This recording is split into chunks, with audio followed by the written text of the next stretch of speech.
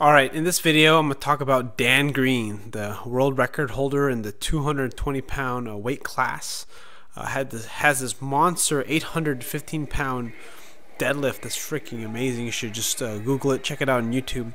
But what I'm here to talk about is an interview done by Mark Bell on Mark Bell's Powercast podcast I listened today. And I wanted to share some pretty profound ideas and thoughts that I thought that maybe you already know about powerlifting, about building strength and building muscle. But more importantly, stuff that you can use in your workouts and stuff that I want to share because I think it's really cool. So let me start by playing this clip and then I'm going to talk about it. Kind of wind yourself up on those deadlifts. Is that the technique that you're still utilizing? Kind of doing a couple of pumps and then you kind of whip into the bar? Is that what you're doing still? Yeah. I mean, for me to set up, I like to breathe in before I reach down for the bar. And that allows me to build up the best, I guess, pressure in my torso for, maximum torso stability. I really just try to brace my abs and lower back so that all the work is, done with my legs and my upper back. And then just once I grab the bar, I do kind of pull the hips back for a second and then start quickly so I can pull the hips in really tight and have the hamstrings be, I think the hamstrings work well when they have a quick stretch before they engage. So right. That's what that will So be. I like that last part he said. That was kind of a really important nugget. And for those of you that are already into powerlifting or deadlift pretty heavy, you may already do this instinctively, but maybe not think about it, or maybe you do know about it, and that is getting your hamstrings to get a quick stretch before pulling the weight up, using your hamstrings and to stretch out, and then drive your feet, and then after you stretch your hamstrings out, you drive your knees in so that your shins touch the bar, then you pull the weight. If you've seen some of my deadlift videos, you'll see that I do that a lot. I do it very often with most of my lifts. Is I get a little bit of a stretch reflex to kind of, or a stretch effect, not really stretch reflex, but a pre-stretch before pulling the weight off the ground. This allows me to engage my hamstrings, gives me like a little bit of a rubber band effect. And this is kind of why the second repetition in most of my deadlifts are very, very light, or they feel lighter than the first one. And the reason why is because of that stretch effect.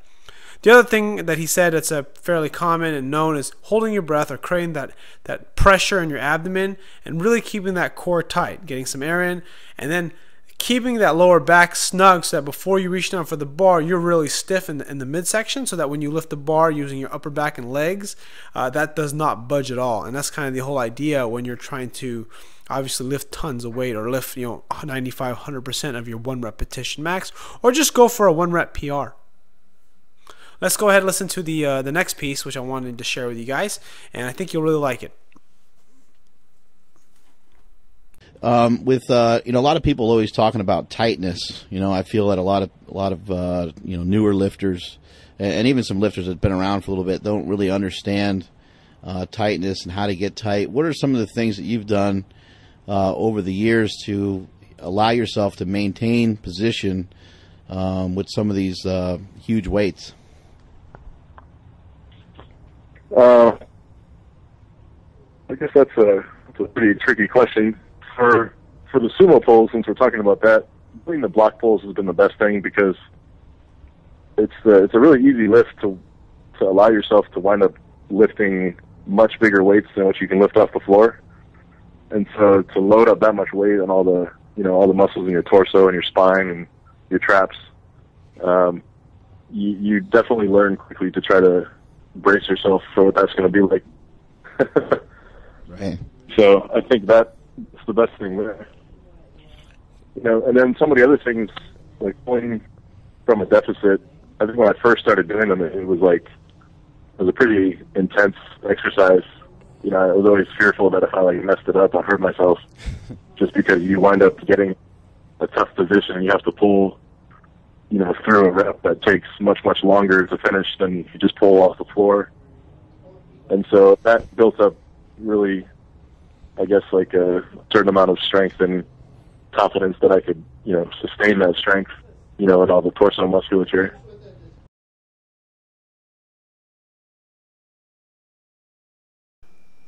All right, so that part was pretty cool. He talked about, hold on, brain fart. Oh yeah, getting tight, tighten the abdomen, tighten the core, And the one thing that really stuck out to me and stood out to me was his mention about heavy block pulls. And I haven't done a whole lot of that. I actually just I posted a video on rack pulls recently, but I was only doing 405. So the cool thing about rack pulls or block pulls, where you're pulling it from basically an advantage, so you're basically shortening the range of motion. I have 4-inch blocks at work that I deadlift off of when I do block pulls. The cool thing about it is you're able to overload the weight. And when you put enough weight on there, I mean, you have no choice but to brace your abs before you pull that weight up. And I mean, I mean, just to think about it, you know, what I'm thinking about right now in my head is like, how can I get better at tightening my abs? And I'm just thinking, what if I loaded 600 pounds on the bar and then try to pull that shit off the ground or off the blocks? I mean, just thinking about it kind of gives me goosebumps, because I'm just thinking, shit, that'd be so fucking awesome. Because one of my biggest problems lately, I've been locking out. I mean, I don't have a problem locking out, but I feel like my lockout is slow. I mean, I'm very fast off the ground, from shin, from the floor up to my knee. I feel like I'm fairly fast, and then after that, it feels like it slows down a little bit, especially when I get into the kind of the low fours. It's not like, I mean, I can still do a lot of reps, but I just feel like I'm not getting enough speed. So I figure, you know, maybe next week, what I think I'm going to do next Thursday, because today's when I deadlift, is I'm going to go ahead, I'm going to try and do maybe 560 off the blocks or 600 off the blocks. And all I can really think about when I think about 600 off the blocks, I just think about my fucking hands hurting like a bitch. And I haven't had that feeling in a little while. Well, when I do snatch grip deadlifts, I get that feeling. But I mean, it's a lot different when you're trying to pull 550 or 600 off blocks. And for me, you gotta understand that my 1 rep max is about 515 for 2. Oh, that's my 2 rep max. But so that means I'm probably around 525 or maybe 520 for my 1 rep max. So that means that if I try to pull 560 or 600, man, that's gonna be pretty neat. So I'm gonna try that. And then he said about deficit deadlifts. I just did those today as well. Those are awesome exercise to just kind of give you a longer range of motion, and then again makes you focus on staying tight. And that's kind of one of the biggest reasons what makes the deadlift so hard, is that it wears people out really quickly. It basically wears you down. All right, so in this next part, this last part I wanted to share is really cool, and I'm gonna talk about it again. And again, I hope you like some of this stuff. I'm just trying to change things up in my videos. And what about like in the squat? You know, what are some things people could do in the squat to get themselves tight?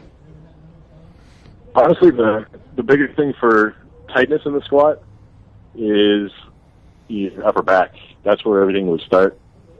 I actually set up a lot like how Sam Bird sets up, right? Which is to really use the bar to kind of dig in and pull your shoulder blades together. You can sort of like, I mean, you watch Malinichev does the same thing, where he's using, you know, a 1,000-pound bar to basically wedge himself in as tight as he can get. If you can just lock your shoulder blades in, you know, as tight as possible, once the weight's on your back, it's not going to be comfortable, but it's going to be secure. Yeah, I'm glad that you mentioned that. That will lock your whole upper body in. I'm glad that you mentioned that, because I think that's the main point, is for people to realize that it's not supposed to be comfortable. You should lock yourself in, and you know, something should feel like it's about to cramp up or something. Kind of like destroyed at the bottom of a squat rack, though. Right, exactly. All right, so that's pretty cool. That was about the squat and getting tight with the squat. And he talked about upper back strength, which is really cool, because I mean, a lot of this stuff I already do. It's just good to kind of get ideas, and also it just helps validate my training already. Like, everything is basically what I'm doing, all the right stuff. And he talks about getting tight in the squat, and it's funny because I just recently relearned this about getting tight in the squat, and it's about wedging yourself in that bar. He talks about Sam Bird. Sam Bird is a kind of equipped lifter, an equipped power lifter who I think squatted like over 1,000 pounds. Is ridiculous. This guy's like, I think he squatted at 1,000 pounds like under 200 pounds. Dude's a freaking monster. But I I'm gonna go actually after I do this video. I'm gonna look up some of his videos so I can watch his setup. But essentially, what I imagine and what I do already and what I teach clients is when you get yourself at the bar and you grab the bar before squatting, you get underneath it, and then what you do is you stretch out your chest and really pinch those shoulder blades together, and then kind of dig the bar up into your back really tight. So that essentially what you're using is using the weight of the bar to pin your shoulder blades together. This is not much different than how I bench. You know, I grab the bar, pinch my shoulder blades back, arch my back, and then pin my shoulder blades against the bench as I lift off to kind of let the weight keep my shoulder blades wedged together with the weight of the bench press bar and the bench. And this is cool because I noticed that when I keep my hands closer and I pull my shoulder blades together, I can squat more weight. So kind of just, I mean, it's just cool to know about this stuff and learn that, you know, the tighter you can get, whether it be in the torso or in the upper back or both, the more you're going to be able to squat. And that just, you know, I've been using the safety squat bar a lot. I've been trying to squat. I actually haven't been squatting as frequent, but I've been doing, yeah, actually I've been squatting, barbell squatting traditionally once a week, and then doing the safety squat bar multiple times a week, depending on what I have time for. But the cool thing about the safety squat bar is it actually works your upper back because of the way it loads your shoulders. And that's sort of what I'm trying to learn, is learning how to keep my body upright. The next challenge when he talks about, well, he doesn't talk about it here, but he mentions it in the podcast, is he talks about